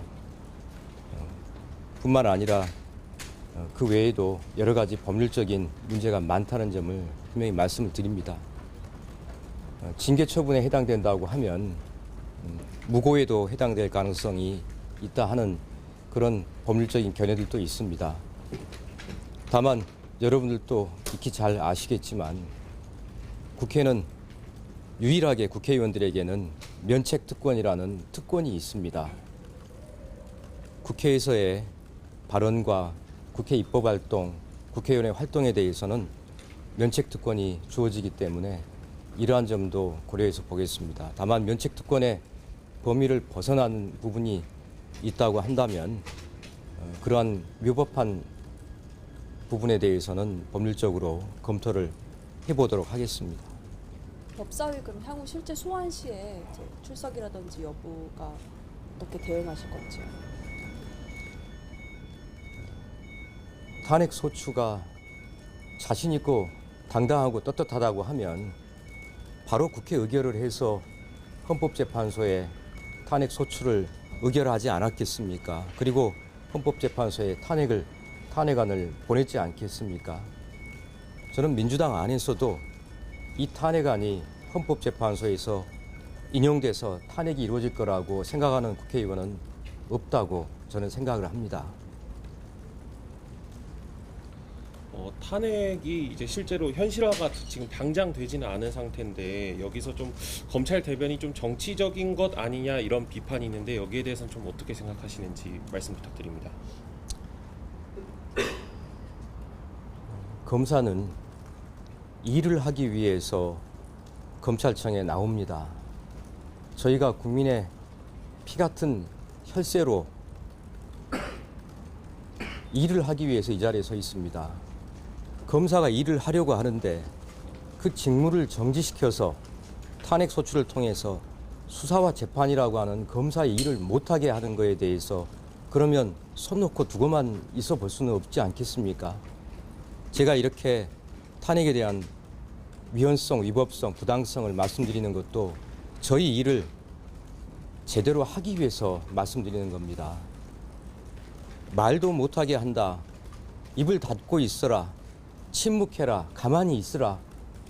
이것은 민주주의 사회에서 법치국가에서 있을 수 없는 일입니다. 이것을 가지고 정치적이라고 말씀하시는데 처음부터 끝까지 검찰은 검찰의 일을 바르고 반듯하게 올바로 하기 위해서 부득이하게 여러분께 드리는 말씀이다. 그렇게 이해해 주시기 바랍니다. 그 한편으로 김건희 여사 수사 미진하다는 비판이 있는데 향후 수사 계획이 좀 어떻게 되십니까? 현재 수사팀에서 철저하게 꼼꼼하게 수사를 진행을 하고 있습니다. 수사팀이 일을 열심히 충실히 하고 있다고 저는 보고를 받았습니다. 대통령께서 앞서 기자회견에서 공정하고 엄정하게 수사가 이루어질 것이다. 그렇게 말씀하셨다고 저는 언론 보도를 통해서 봤습니다. 검찰에서 누누이 제가 말씀드립니다만 엄정하고 공정하게 철저하게 수사하겠습니다. 여러 차례 말씀드립니다만 우리 법 앞에 성역도 예외도 특혜도 없습니다. 마지막으로 좀 이런 상황에서 좀 단순히 좀 입장 발표로는 조금 부족하다는 의견도 있는데 혹시 좀 총장님 거치에 대해서는 좀 고민 중이신 바가 없는지 이것도 마지막으로 좀 여쭤봅니다. 검찰에서 하는 모든 일은 말과 글로 하는 것입니다. 저희가 그 이외에 어떤 권한이 있습니까? 저희가 할 수 있는 말은 법률에 정해진 절차에 따라서 양심에 따라서 제대로 일하겠다 하는 말씀만 드립니다. 제가 하루라도 여기 남아있는 것은 임기를 지키고 남아있는 이유는 제 일신의 안위를 위해서 하는 것이 아닙니다. 검찰에서 제대로 일하기 위해서 그렇게 하는 겁니다. 저는 퇴직하는 날까지 다른 생각 없이 제 일을 제대로 하도록 하겠습니다. 네. 자, 이재명 전 더불어민주당 대표를 수사한 검사들에 대한 탄핵안이 발의된 것에 대해서 이원석 검찰총장이 출근길 입장을 발표를 했습니다. 조금 관련된 내용을 정리를 해드리면요. 우리에게 법치주의와 민주주의는 없다라는 말로 시작을 했습니다. 민주당의 탄핵은 헌법과 법률을 위반하고 검사에 대한 보복과 압박이다라는 입장을 밝혔고요. 검찰은 죄인 필벌 원칙을 지킬 것이다라는 강한 의지를 밝혔습니다. 자, 그리고 민주당의 탄핵 소추와 관련해서 입법권 남용이고 직권 남용에 해당된다고 생각하고 무고에 해당할 가능성이 있다는 법률적인 견해도 밝혔습니다. 또 면책 특권 범위를 벗어난 부분이 있다면은 법적 검토를 할 것이라고 밝혔고요. 퇴직하는 날까지 자신의 일을 제대로 할 것이라면서 임기를 계속해서 지키겠다라는 그런 부분도 밝혔습니다. 자, 지금 더불어민주당이 추진 중인 검사 탄핵 소추안에 대한 검찰 내 반발이 거세지고 있는 상황입니다. 어제도 이원석 총장은 달검찰청에서 열린 연례회의에서 이 검사 탄핵 소추안 추진을 반발을 했는데요. 상대가 저급하고 비열하게 나오더라도 검찰은 부당한 외압을 절대 굴하지 말자라고 언급을 한 데 이어서 오늘 출근길에서도 이 부분을 상당히 강한 어조로 비판을 했습니다. 법치주의와 민주주의는 없다. 민주당의 탄핵은 헌법과 법률을 위반한 것이고 검사에 대한 보복과 압박이다라는 부분을 다시 한번 강조를 했고요. 죄인 필벌 원칙을 검찰은 지킬 것이다라고 밝혔습니다. 자, 검찰 내 반발 기류가 계속해서 형성이 되면서 앞으로 검찰이 어떤 집단적인 움직임을 보일지도 관심인데요. 전국 평검사 회의가 2년 만에 다시 열릴지 여부도 주목을 받고 있습니다. 일단 오늘은 검찰총장이 그 부분에 대해서는 언급을 하지 않았고요. 민주당의 검사 탄핵 소추안에 대한 비판 발언 다시 한번 이어갔습니다. 좀 더 자세한 내용은 들어오는 대로 계속해서 전해드리도록 하겠습니다.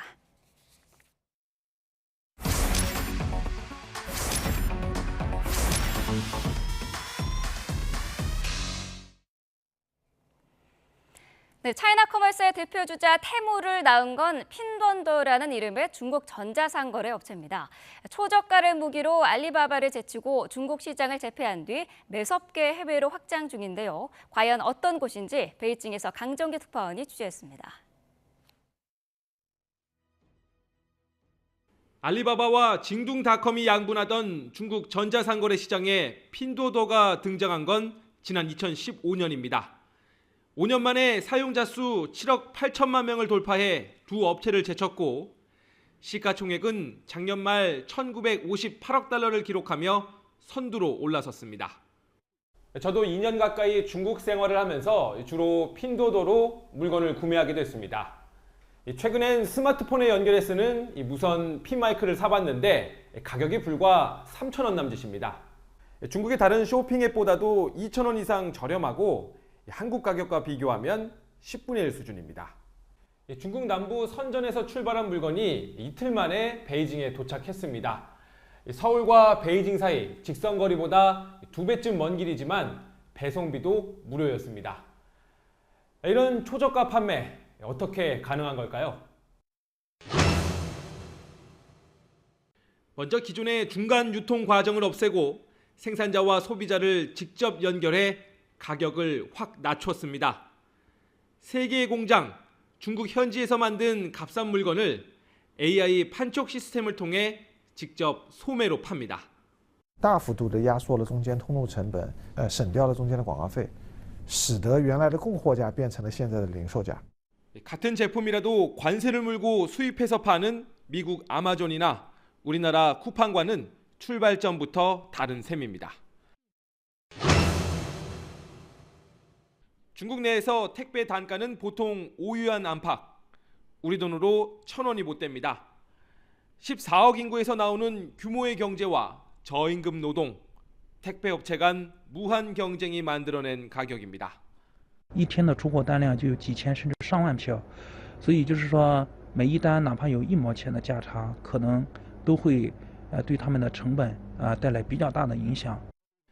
중국을 제패한 핀도도의 초저가 전략은 태물한 간판을 달고 해외로 영역을 넓히고 있습니다.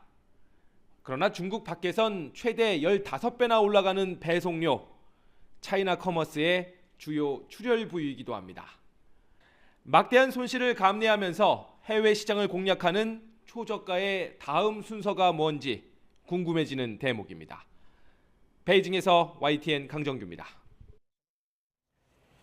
네, 영국 조기 총선에서 제1야당 노동당이 과반 의석을 차지하며 압승을 거둬 14년 만에 정권 교체가 이뤄지게 됐습니다.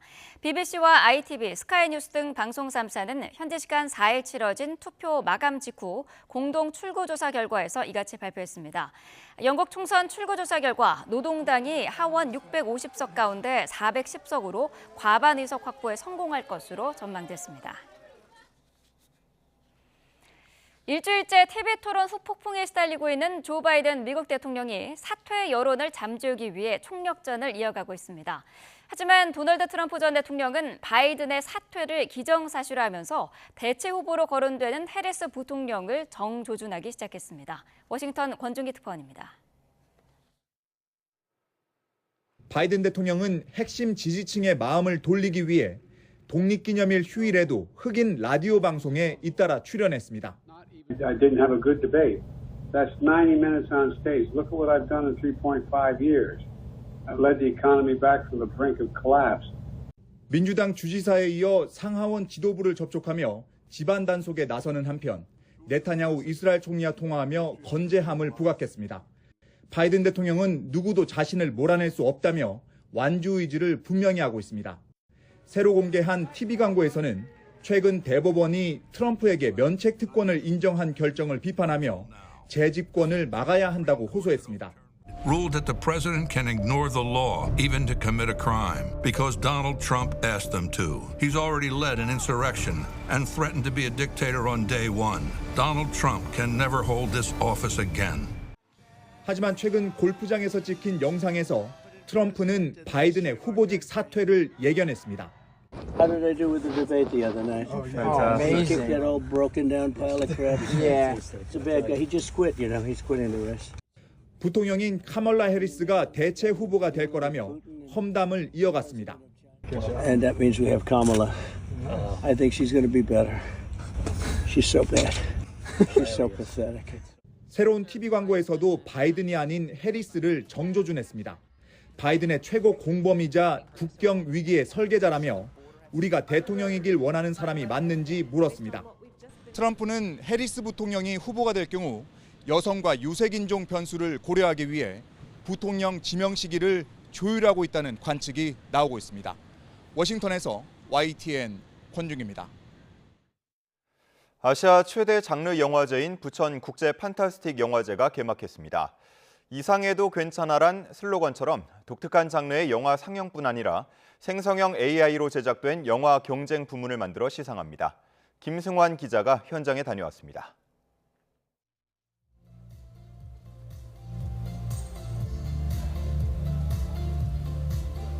오랜만에 공식 석상에 나온 배우 손예진을 비롯해 유명 배우들이 레드카펫에 모습을 드러냅니다.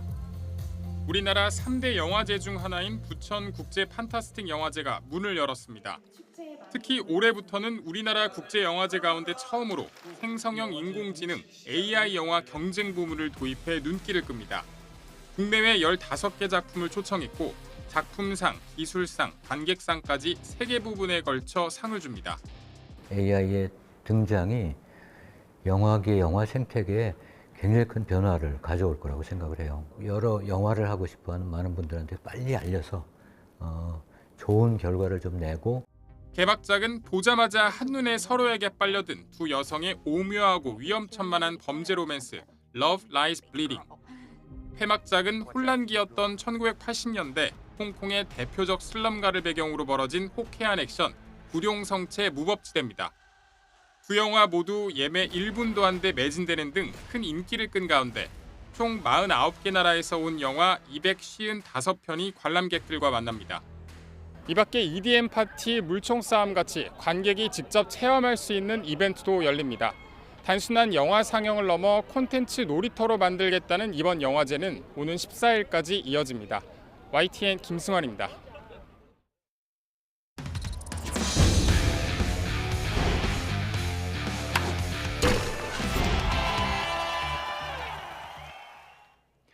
이번 파리올림픽에서 우리 체조 대표팀은 최대 4개의 메달을 겨냥하고 있습니다. 세 번째 올림픽에 도전하는 김한솔, 이제 어느덧 맏언니가 된 여서정이 후배들을 이끕니다. 김영수 기자가 보도합니다. 세계 대회나 뭐 유니버시아드 대회 이런 거에서 이제 다들 다 이제 메달이 있는데 이제 올림픽에서만 아쉽게 없어요. 아시안 게임 체조 마루운동 2연패, 여홍철, 김수면까지 대선배들의 기록을 이은 김한솔은 일찌감치 파리 무대를 간절하게 기다렸습니다. 이제 메달과 색깔 상관없이 시상대 위에 올라가는 게 목표입니다. 10년 넘게 태극마크를 달고 맞이한 세 번째 올림픽. 20살을 전후로 전성기를 누리는 체조에서 20대 후반 김한솔은 어느덧 노장이 됐습니다. 이전 3기에 나서는 김한솔은 스스로 노련함을 가장 큰 무기로 꼽습니다. 리올림픽에서는 이제 조금 어리기도 했고 이제 많이 미숙하기도 했는데 또 근데 이번에는 이제 좀 나이에 맞게 이제 노련함으로 도쿄에서 깜짝 메달을 남겼던 여서정도 다시 날아오를 채비를 합니다. 여홍철의 딸이라는 무게 대신 이번엔 대표팀 맏언니라는 무게를 짊어졌습니다. 36년 만에 출전하는 단체전, 그리고 자신의 두 종목인 도마에서 메달을 기대하고 있습니다. 그럼 단합도 잘 돼 있고 하기 때문에 이번 파리 올림픽에서 다 같이 으쌰으쌰 하면서 연기를 하도록 그렇게 보여드리겠습니다. 체조 대표팀의 목표는 역대 최대인 메달 4개. 파리에서의 화려한 비상은 이제 3주 앞으로 다가왔습니다. YTN 김영수입니다. 세계 태권도 연맹이 레온즈 에더르 국제대학 스포츠연맹 회장에게 명예 8단을 수여했습니다. 조정원 세계 태권도 연맹 총재는 하계 세계대학 경기에서 태권도가 육상과 수영에 이어 금메달 23개로 세 번째로 메달이 많은 종목이라며 태권도에 대한 각별한 지원과 관심에 명예 단증을 수여한다고 말했습니다.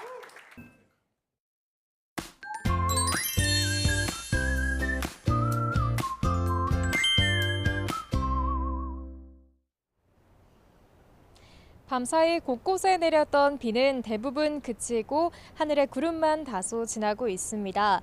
오늘 낮 동안에는 무더위가 기승을 부리겠는데요. 오늘 서울 한낮 기온은 27도로 평년 수준을 다소 밑돌겠지만 습도가 높아서 다소 후텁지근하게 느껴질 수 있겠고요. 밤사이 열대야가 나타난 경주는 무려 34도까지 치솟겠습니다. 더위에 지치지 않도록 옷차림 시원하게 하고 나오시기 바랍니다. 오늘 낮 동안에는 하늘에 구름만 많이 지나겠습니다. 다만 구름 사이로 볕이 강하게 내리쬐면서 전국의 자외선 지수가 높게 치솟겠습니다. 남부지방에는 사흘째 폭염주의보가 이어지는 가운데 오늘은 영동과 충청 이남을 중심으로 무더위가 기승을 부리겠습니다. 대전의 한낮 기온 30도, 광주 31도, 대구는 33도까지 오르겠습니다. 주말인 내일은 전국에 또다시 장맛비가 내리겠습니다. 오늘 밤 전북 서해안을 시작으로 내일 새벽 중에는 그 밖에 전국으로 비가 확대하겠고 휴일까지 오락가락 이어지겠습니다. 이번에도 지역을 옮겨 다니며 게릴라성 호우를 쏟아부을 가능성이 있으니까요. 침수되기 쉬운 교량이나 지하차도에서의 통행은 자제하시기 바랍니다. 이후 다음 주에도 장맛비가 내렸다 그치기를 반복할 전망입니다. 오늘 오후까지 전국적으로 초속 15m 이상의 강한 바람이 불겠습니다.